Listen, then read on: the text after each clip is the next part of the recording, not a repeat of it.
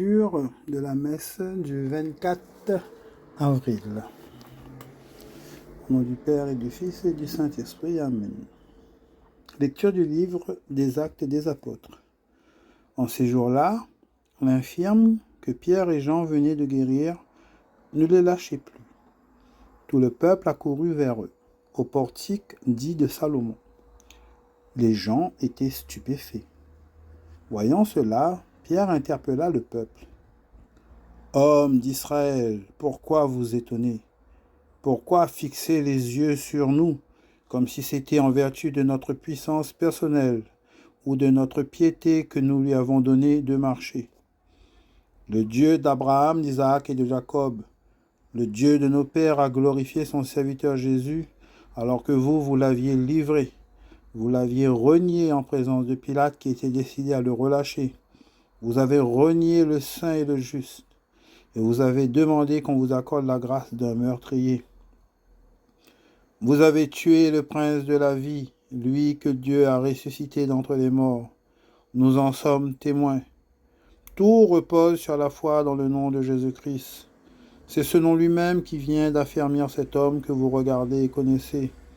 Oui, la foi qui vient par Jésus l'a rétabli dans son intégrité physique en votre présence à tous. D'ailleurs, frères, je sais bien que vous avez agi dans l'ignorance, vous et vos chefs, mais Dieu a ainsi accompli ce qu'il avait d'avance annoncé par la bouche de tous les prophètes, que le Christ, son Messie, souffrirait. Convertissez-vous et tournez-vous vers Dieu pour que vos péchés soient effacés. Ainsi viendront les temps de la fraîcheur de la part du Seigneur, et il enverra le Christ Jésus qui vous est destiné. Il faut en effet que le ciel l'accueille jusqu'à l'époque où tout sera rétabli. Comme Dieu l'avait dit par la bouche des saints, ceux d'autrefois ses prophètes. Moïse a déclaré, « Le Seigneur votre Dieu ressuscitera pour vous du milieu de vos frères un prophète comme moi. Vous l'écouterez en tout ce qu'il vous dira. Quiconque n'écoutera pas ce prophète sera retranché du peuple. » Ensuite, tous les prophètes qui ont parlé depuis Samuel et ses successeurs, aussi nombreux furent-ils, ont annoncé les jours où nous sommes.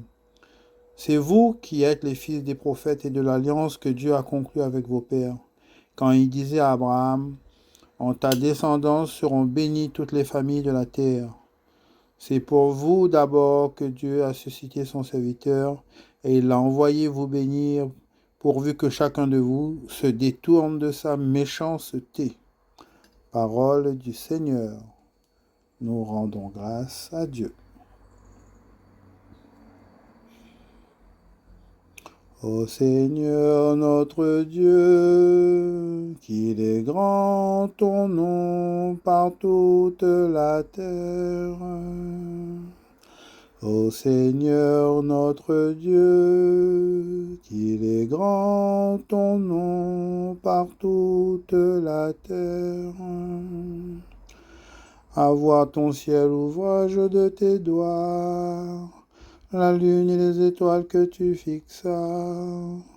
Qu'est-ce que l'homme pour que tu penses à lui, le fils d'un homme que tu en prennes souci? Tu l'as voulu un peu moindre qu'un Dieu, le couronnant de gloire et d'honneur. Tu l'établis sur les œuvres de tes mains, tu mets toutes choses à ses pieds. Ô Seigneur notre Dieu, qu'il est grand ton nom par toute la terre. Les troupeaux de bœufs et de brebis, et même les bêtes sauvages, les oiseaux du ciel et les poissons de la mer, tout ce qui va son chemin dans les eaux. Ô Seigneur notre Dieu, qu'il est grand ton nom par toute la terre.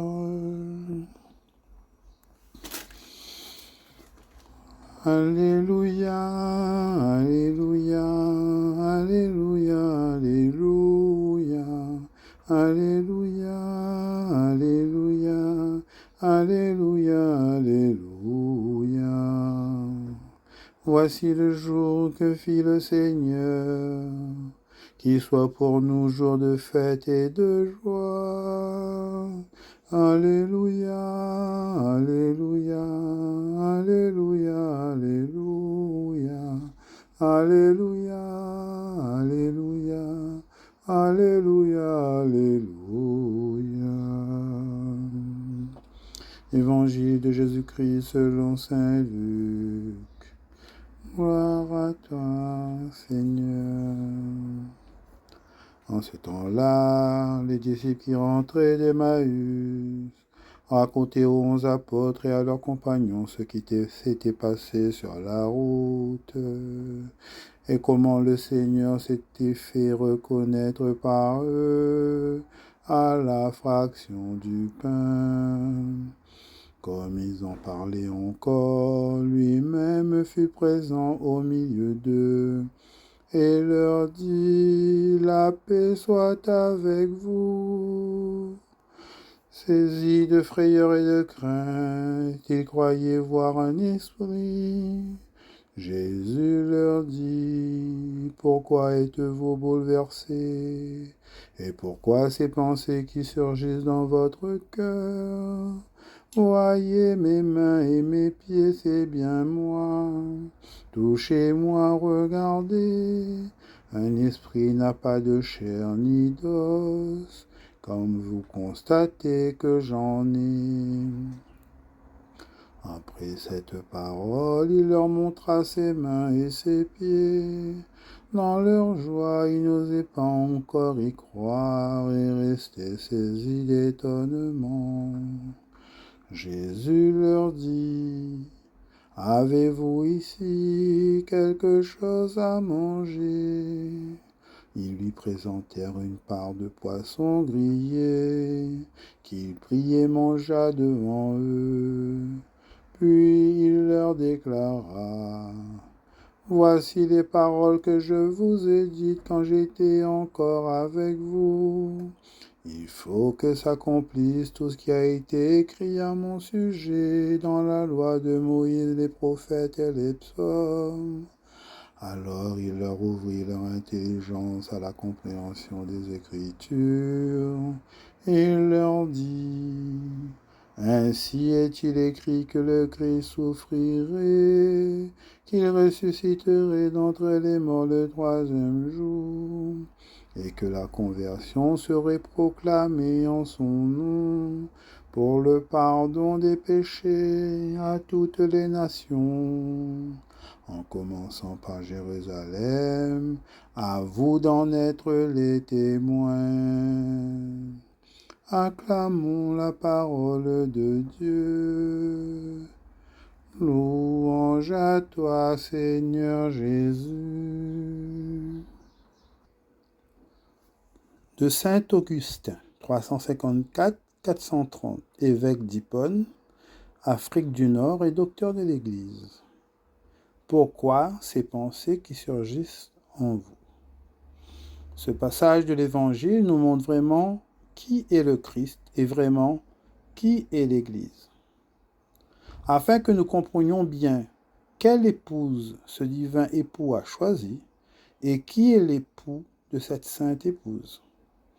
Dans cette page, nous pouvons lire leur acte de mariage. Tu as appris que le Christ est le Verbe, la parole de Dieu, uni à une âme humaine et à un corps humain. Ici, les disciples ont cru voir un esprit. Ils ne croyaient pas que le Seigneur avait un corps véritable. Mais comme le Seigneur connaissait le danger de telles pensées, il s'empresse de les arracher de leur cœur. Pourquoi ces pensées montent-elles dans votre cœur? Voyez mes mains et mes pieds. Touchez et voyez qu'un esprit n'a ni chair, ni os comme vous voyez que j'en ai. Et toi, à ces mêmes pensées folles, oppose avec fermeté la règle de foi que tu as reçue. Le Christ est vraiment le Verbe, le Fils unique, égal au Père, uni à une âme vraiment humaine et à un vrai corps, pur de tout péché. C'est ce corps qui est mort, ce corps qui est ressuscité. Ce corps qui a été attaché à la croix, ce corps qui a été déposé dans le tombeau, ce corps qui est assis dans les cieux. Notre Seigneur voulait persuader à ses disciples que ce qu'ils voyaient, c'était vraiment des os et de la chair. Pourquoi a-t-il voulu me convaincre de cette vérité? Parce qu'il savait à quel point c'est pour mon bien de la croire et combien j'avais à perdre si je n'y croyais pas. Croyez donc vous aussi, c'est lui l'époux. Écoutons maintenant ce qui est dit concernant l'épouse. Il fallait que le Christ souffre et qu'il ressuscite d'entre les morts le 3e jour, et qu'on proclame en son nom le repentir et la rémission des péchés à toutes les nations, en commençant par Jérusalem. Voilà l'épouse. L'Église est répandue par toute la terre. Elle a pris tous les peuples dans son sein. Les apôtres voyaient le Christ et croyaient à l'Église qu'ils ne voyaient pas. Pour nous, nous voyons l'Église. Croyons donc en Jésus-Christ, que nous ne voyons pas, et en nous attachant ainsi à ce que nous voyons, nous parviendrons à celui que nous ne voyons pas encore.